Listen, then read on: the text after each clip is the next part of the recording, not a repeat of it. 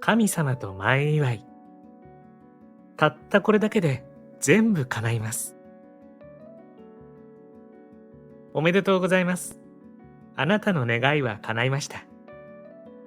もう大丈夫です。本当に良かったですね。心からお祝い申し上げます。わーいわーい。この本は先にお祝いをすることであなたの願いを叶えてしまう書となっています。ですから、願いを叶えたくない人はこのままそっとこの本を閉じてください。さて、その言葉通り、前祝いとは良い結果になることを確信して前もってお祝いをすることです。簡単なことなのですが、これをやっている人はとても少ないです。これは非常にもったいないことなんですね。何か望むことが出てきたら祝っちゃえばいいだけなんで、すごく簡単。これを習慣にすることによって、あなたの願いはやたらめったら叶っていくようになります。叶わない方が逆におかしいのではないかって思うようになるかもしれません。というわけで、とにもかくにも、あなたの生活の一コマからこれからの人生まで、どんどん前祝いしていくことをお勧めします。それでは、神様との前祝いの始まり。こうだといいなに意識を全集中。運がいい人というのは無意識に前祝いをしているんです。いつも何に対してもこれはきっとうまくいくなと自然と意識を物事のプラスの面にフォーカスさせて喜ぶ習慣があります。つまり嬉しい感情に先に浸って体感しているんです。自分が何を希望しているかに意識を向けて希望していないことは意識しない。これを自分できちんと選択しています。とても簡単なことではありますが、ほとんどの人は自分が希望していないことばかりを意識する癖がついているんです。ここで私はあなたに問いたいです。いつもあなたは希望していることを意識していますか？言葉にしていますか？常日頃からこれができていればあなたはうまくいっているはずです。しかしながらこの逆をやってしまっているならば、つまりいつも希望していないことを意識して希望していないことを言葉にしているとしたら、これって実は思い通りにならないことを選んで、そして思い通りにならないことを遊んでいるんですね。まっすぐ進みたいのは山々なのにもかかわらず、いちいちムーンウォークをしているようなものなんです。人間ってめんどくさい生き物ですね。しかしながらこれこそが思い通りにならないことを堪能するというゲームを楽しむ星、地球で生きる醍醐味でもあるんです。思い通りにならないことを堪能している方の口癖はこうです。本当は何々したいけど、これこういう理由でできない。これって自分に言い訳ばかりして自分に許可を出していないだけなんですね。ですので、こんな言葉を発しそうになったら次の言葉に言い直しましょう。私は自分に何々することを許可したので、これからそうなることが決まっています。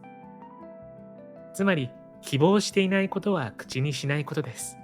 そして希望していることを口にするのです。これを騙されたと思って習慣づけてください。あなたがそう思えば、あなたがそれを許可すれば、あなたがその言葉を発すれば、そうなるんです。こんな簡単なことですが、みんな希望していることを叶えることの優先順位が低いのか、していないんです。つまり、自分の希望が叶ってしまうことに許可を出していない。私には何々ができないゲームを絶賛堪能中というわけです。でも願いを叶えたいんだったら、今までのできないゲームを終わりにして、たとえ恥ずかしくても希望していることを口にしてみてください。というか、口にし続けてみてください。自分が何を希望しているかを意識することは、希望の未来を想像することにつながるからです。なぜかと言いますと、私たちの世界は私たちそれぞれが意識したことがクローズアップされてリアルに体験していく仕組みになっているからです。ですから、どこに意識を向けるかが超ポイントになっているんですね。今目の前のことも未来のこともいい面を見る。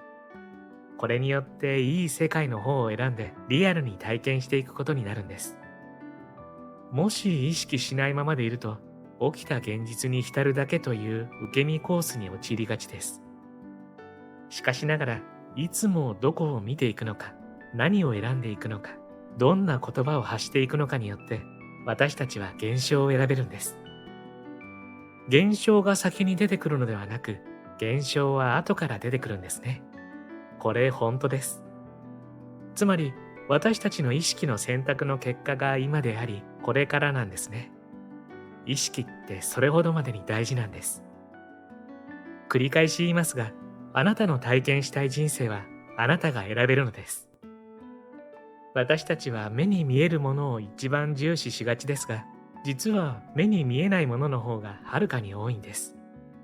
視界を両手で遮ってみてください。ほんのちょっとだけ指と指の隙間から世界が見えますよね。しかしながら垣間見えるのはほんのちょっとだけ。私たちの目に見えている世界もこんなものなのです。目に見えない世界が大部分を占めていると言っても過言ではないでしょう。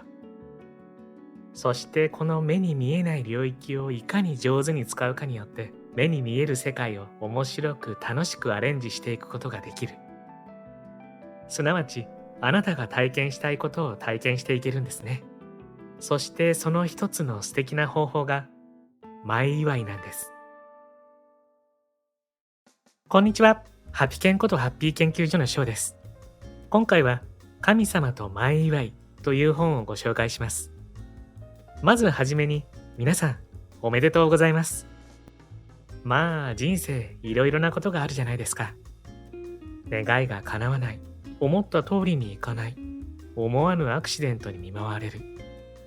これからはもう全部諦めましょう。だってこれからは全部いい方向にしか行かないのですから。先に祝っちゃったら楽しく心地よく明るい未来にしか進めないんですよ。そんなアメイジングな方法、前祝いを知りたくないですか？著者はキャメレオン武田さん。作家、芸術家、デザイナー、そして実業家でもあるキャメレオン武田さんは、自分の波動を整えて開運していくコツを日々研究し、メッセージとして伝えることがライフワークとなっており、その著書累計は80万部以上という大人気のクリエイティブなお方です。ものすごい深い真実をめっちゃ軽い読み口で伝えてくれるキャメレオン武田さんの本は僕も大好きで、これまでも本チャンネルでいくつもご紹介させていただいております。そんな彼女がどうしようもなく願いが叶ってしまう前祝いの秘密を教えてくれるのが本書なんです。本動画では本書のこの雰囲気をほんの少しだけご紹介したいと思いますので、ぜひ最後までご覧になってくださいね。そして今回も幸せのダイヤモンド探しがございます。このハッピーダイヤモンドを動画のどこかに5つ置いておきましたので、見つけてみてくださいね。見つけたら小さな幸せゲットですからね。それでは続きをどうぞ。ハッピー研究所では幸せになるためのいろいろなノウハウをご紹介しています。チャンネル登録して一緒にハッピーを作っていきましょう。なぜ先に祝うと運が自在に操れる？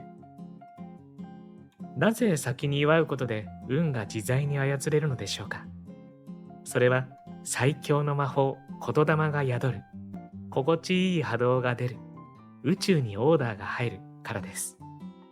この3点セットが一度に行われることで運が操れてしまうのです。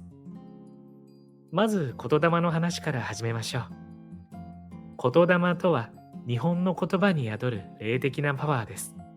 発した言葉通りの結果を体験することになるというものすごい力なんです。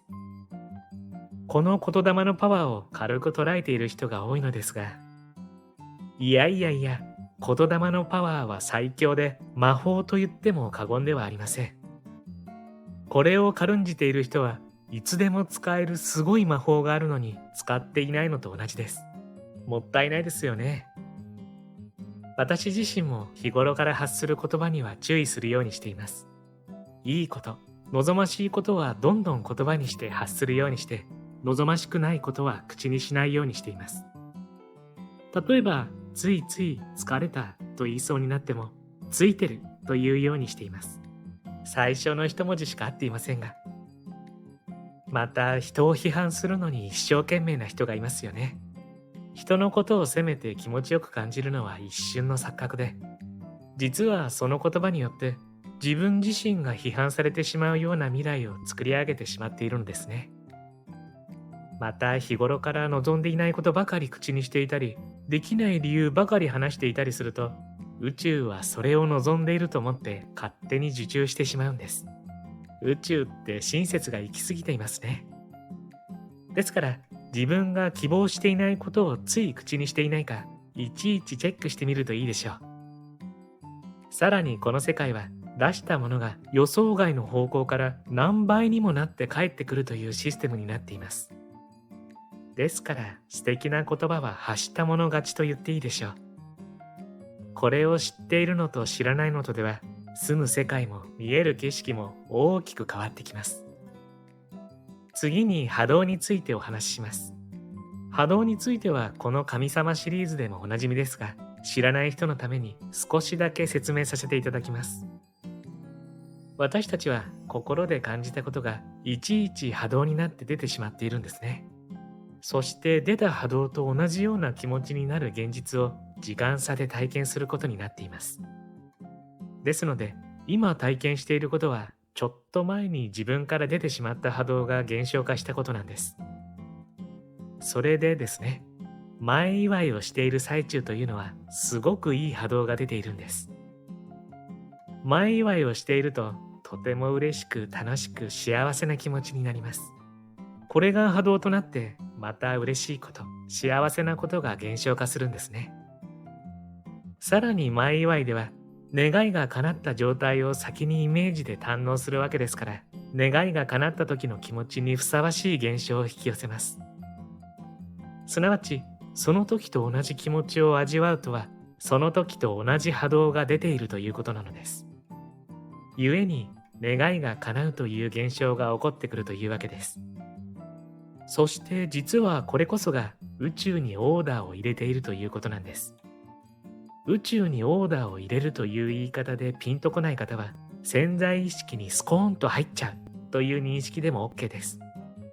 オーダーが入ってしまえば、あとは待っていれば、願いが叶った状態が勝手に運ばれてくるんですね。これって宇宙のウーバーイーツですね。心地よく感じる方があなたの本心。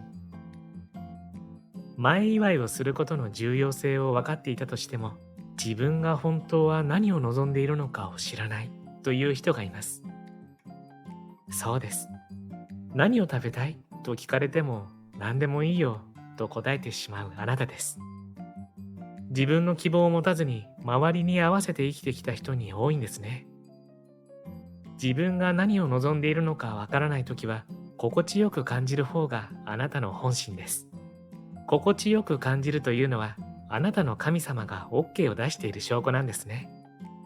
ですから、あなたが選ぶこと、やろうとしていることに対して、いちいち自分の心に、これをすることは心地いいですか？これは私にとってしっくりくることですか？と問いかけてみてください。心地いいなら OK、しっくりくるならば OK の印です。そうではないなら、あなたはそれを本当は望んでいません。この作業はとっても大事なので、癖にしておくといいくらいです。しかしながら、その心地よいという感覚さえも麻痺してしまってわからないという人がいるんですね。そんな人でも嫌なことであればわかりますよね。あるいは、自分には無理だけど本当はこうしたい。あの時こうしたけど本当はこうしたかったということもわかりますよね。もしもあなたがどんなことを思っても、どんなことを希望してもみんなに歓迎されるし、みんなに応援されるとしたらどうしたいでしょうか？本当の気持ちを出すことを自分で抑えていませんか？そんな本当の気持ちが行方不明のあなたには、単語帳を活用していくことをお勧めします。あなたが違和感を覚えたことや嫌だなと思ったこと、そして自分には無理と思っていることを片面に書き込んでいくのです。そしてその裏面に、じゃあ全てが可能だとしたら本当はどうしたいのと自分に問いながら言葉を書いていきましょう。それがあなたの心の声であり、希望なのです。自己肯定感マックスで目覚める。ここからは1日24時間を前祝いパワーで充満させるためのあれこれを紹介していきます。前祝いは朝から始まります。あなたのありのままの存在が喜ばしく祝福されているのを感じながら起きてください。自己肯定感をマックスにしておくことで、あなたは自分のエネルギーを無駄遣いせずに自分に全投入できます。そうすると、あなたのパフォーマンスや魅力が爆上がりしていくんですね。それでですね、一番いい方法はイメージで構わないので盛大に拍手をされながら起きることなんです。イメージするのが難しい人は YouTube で鳴りやまない拍手などと検索して再生してください。今日も全ての存在に祝福されているなぁと完全に受け入れながら、今日も生きていておめでとうございます。今日も最高に素敵な一日になりました。ありがとうございます。と自分に言って起き上がります。文言は覚えなくていいですからね。ご自身でどんどんアレンジしてください。ご飯、お菓子、薬にも前祝い。ご飯もお菓子も口にする前に前祝いをしましょう。これを食べることでとても健康になりました。ありがとうございます。これだけです。応用編としてもっと部分的に前祝いをしてもいいでしょう。これを食べることで免疫力が10倍アップしました。ありがとうございます。お肌がツヤツヤになりました。ありがとうございます。集中力が増しました。ありがとうございます。といった具合です。いくらでも前祝いに使えますね。また前祝いお味噌汁もいいですね。仕事のストレスなどで旦那さんが時たまイライラしている時があるのですが、そんな時私はお味噌汁を工夫します。といっても味付けや具を工夫するのではなく、前祝いお味噌汁にするという工夫です。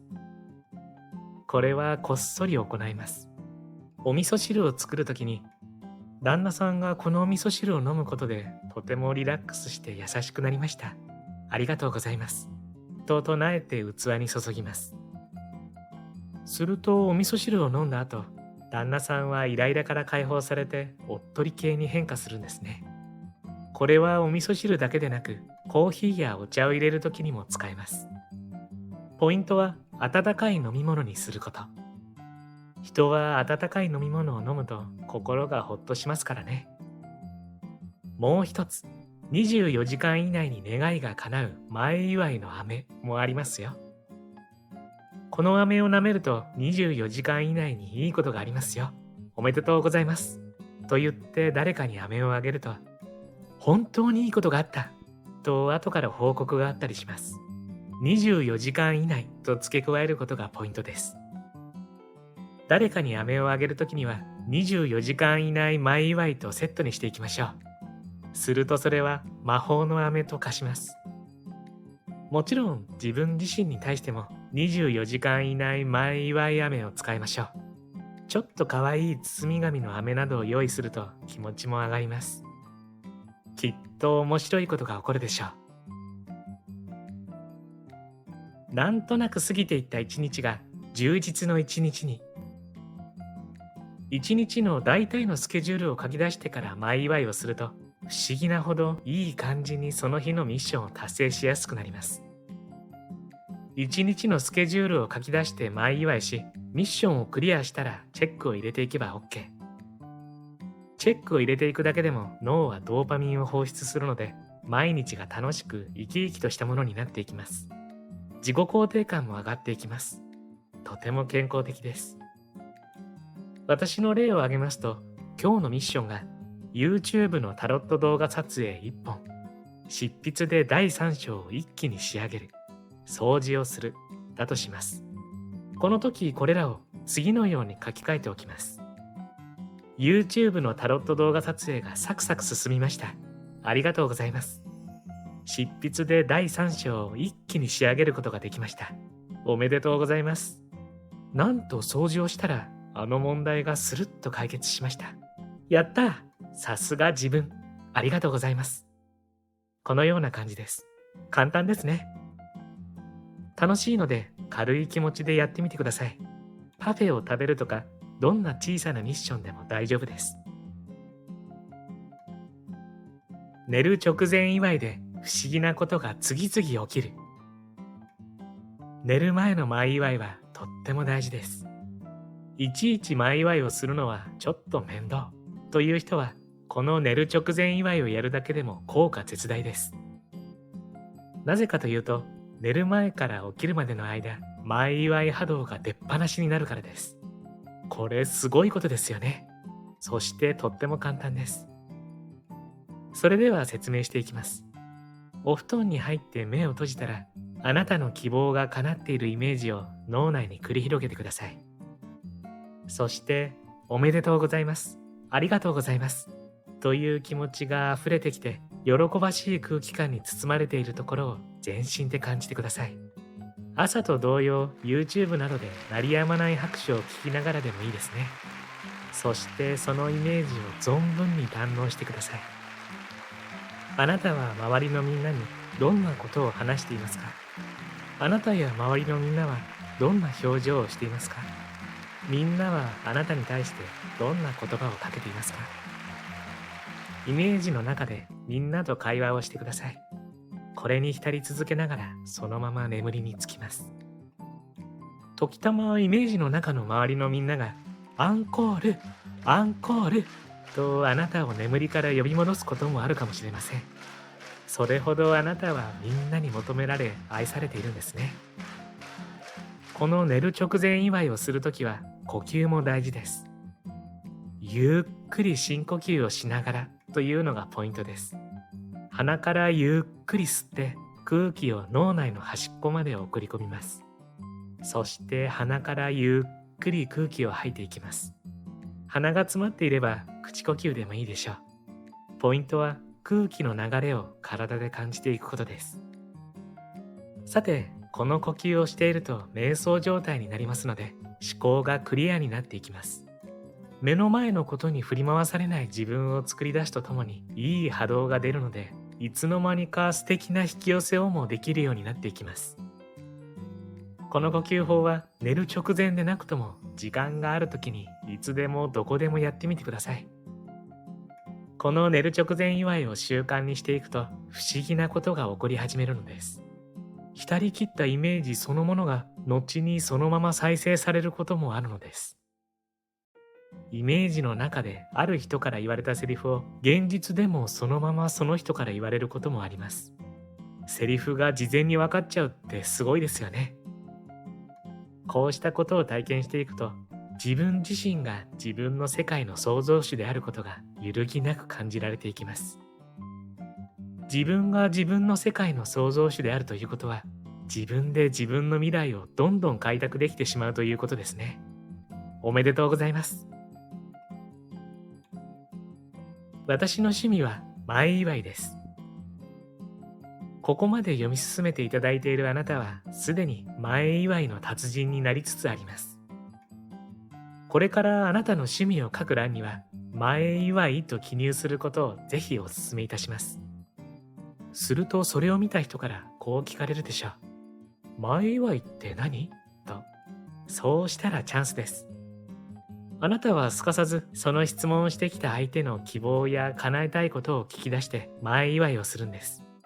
そして最後に、これが前祝いです。と言いましょう。相手と仲良くなれますし、相手の希望は叶う方向にシフトしますし、何よりあなたから出た波動は素晴らしいので、いいことしか起こりません。おめでとうございます。ちなみに私も趣味前祝いです。あなたと一緒ですね。あなたも私もこれからの口癖はこれでいきましょう。あなたの願いを叶えます。もうすべてを諦めてください。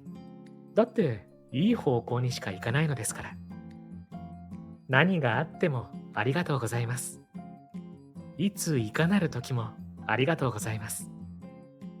そしてあなたの存在丸ごとおめでとうございます。今回もプロローグ程度のご紹介でしたが、本書の雰囲気伝わりましたでしょうか？いやー、おめでとうございます。今日この本に出会えたあなたは、もういい方向にしか行かないのですから、諦めましょうね。本当にそんな風に思えるめちゃめちゃ素敵な本なんです。前祝いとか予祝とかいう言葉は知っていても、いざ自分の生活に取り入れようとすると、何をどうしたらいいかわからなかったりするじゃないですか。本書はその仕組みから具体的な前祝い方法まで、もう幸せにしかならないレベルであれこれ教えてくれるんです。キャメレオンさんもおっしゃっていましたが、本書を読めばきっとあなたの趣味は前祝いになっているはずですよ。いやー、よかった。おめでとうございます。スタバでフラペチーノを飲む価格ぐらいで新たな趣味、前祝いが手に入っちゃうんですから、これは読むっきゃないでしょう。興味のある方はぜひ読んでみてはいかがでしょうか。そうそう、皆さん、冒頭にお伝えしたハッピーダイヤモンド見つかりました？ダイヤモンドの数は全部で5つでしたよ。どうです？見つかりましたか？見つけた時の小さな喜びも立派な幸せ。見つけたあなたは幸せを一つ積み重ねてハッピー度が上がってますからね。